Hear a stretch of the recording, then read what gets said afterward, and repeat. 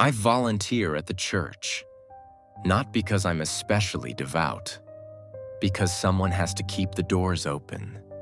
Our parish is small, aging, quiet, the kind of place where the same dozen people rotate through the pews every Sunday, and no one really notices if you miss a week. The church sits on the east side of town. You can't see the old school from there, but you can feel it, especially at night. I was the one responsible for locking up after evening prayer, turning off lights, making sure no candles were left burning, making sure the confessional booth was empty. That's where the problem started. The first night, I heard breathing inside the booth. Slow, controlled. I assumed someone had fallen asleep. I knocked gently on the frame. No response. I pulled the curtain aside. The booth was empty. The air inside smelled old, like dust and wax and something faintly metallic. I chalked it up to imagination. The second night, I heard tapping. 3 soft knocks from inside the confessional. Tap, tap, tap. I didn't answer. I stood perfectly still, listening. A voice spoke from behind the screen. "You may begin." It wasn't loud. It wasn't commanding. It was patient. I swallowed. "I think you have the wrong," I started. "Confession is open," the voice said gently. "You came here for a reason." I stepped back. My heart was pounding, but not with fear, with the strange urge to explain myself. "I was just locking up," I said. The voice hummed softly, as if acknowledging my words.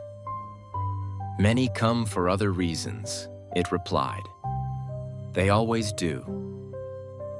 I left the church without turning off the lights. That night, I dreamed of the school. But instead of hallways, there were pews.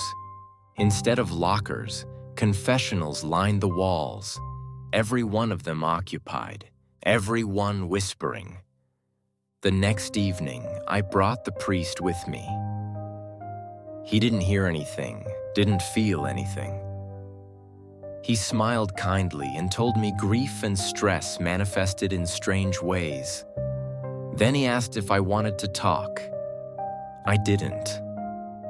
That night, the confessional was open again.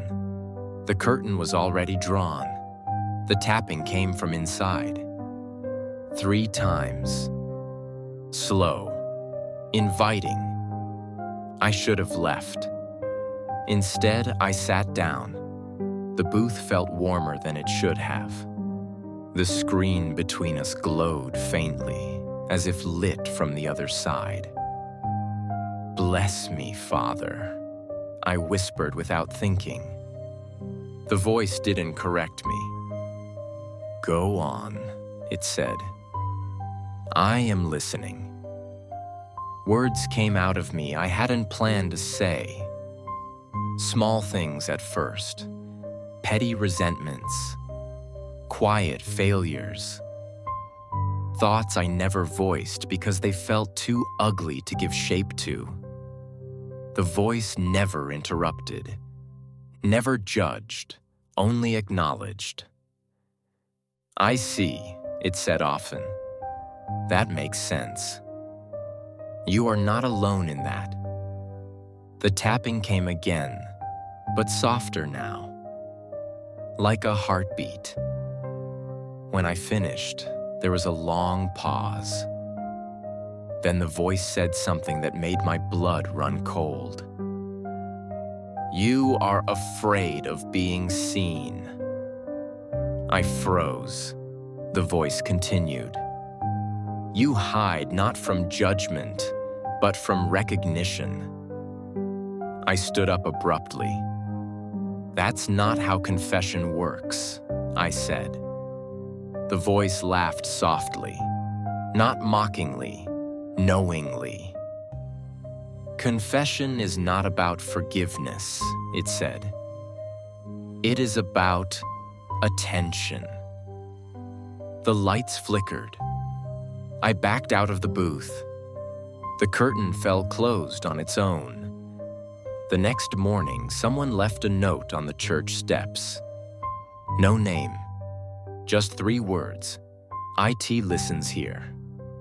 Over the following weeks, people started coming in after hours, not together, one at a time. They sat in the confessional longer than they should have. They left looking lighter, quieter, changed. Animals refused to come near the building. Birds avoided the steeple entirely. The priest complained of headaches. He stopped using the booth, but it didn't stop being used. One night I stayed late to watch. A woman entered alone. She sat. The curtain moved. I heard the voice again. Not the same tone as before. Softer, tailored, personal. She cried. When she left, the confessional began tapping, 3 times, against the wood. I approached slowly. "Who are you?" I whispered. The voice answered immediately. "I am what answers," it said, "when someone is ready to speak." The church creaked. The sound carried from the floor, from the walls, from the ground beneath the foundation. "You hear me because you stay," it continued. "Others hear me because they kneel." The bell in the tower rang once. No one pulled the rope. I left the church that night and never went back. A month later, the parish closed temporarily. Structural concerns. The building remains locked now. But sometimes, when I pass by late at night, I see the light inside the confessional glowing faintly through the stained glass. And if the wind is right, I can hear it. 3 gentle taps, calling the faithful home.